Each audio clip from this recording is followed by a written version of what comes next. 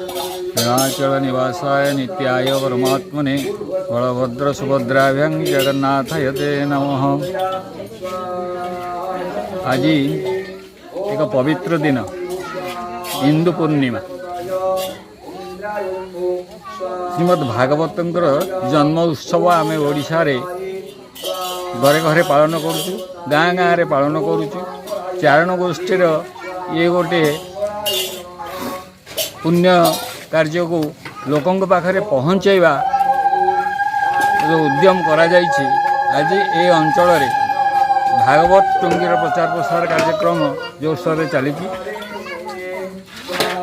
कारण आम जिते बड़े ये 3 वर्ष तले आसीलु ए गाँव में भागवत हो नथिले।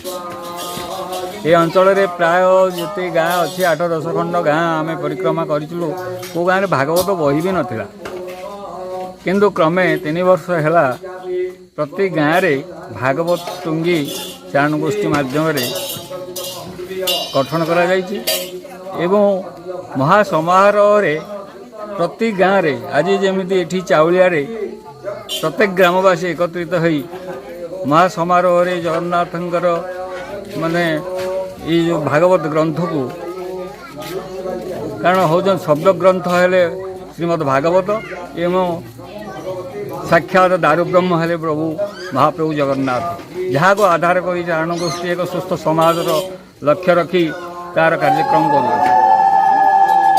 कारण कौन सी शास्त्र के जन्मदिन कौटी पालन करा न जाए, केवल ही भागवतंकर आज हूँ जन्मदिन, जहाँ को आज आम गाँ गाँ रे पालन कर। एवं भागवत को कहुई नित्य पठन व्यवस्था करा जाइछि।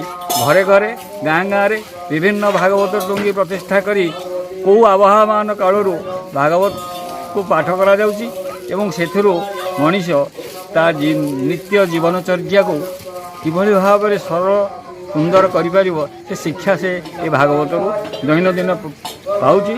एवं यह हूँ उत्कलीय सत्संगर एक महान परंपरा, जहाँ को वर्तमान चारण गोष्ठी माध्यम ओडिशार पूरे पल्ली रे आमे ता लोकों पाखरे पहुँचेवा को प्रचेष्टा करुचु एवं करुचु मध्य।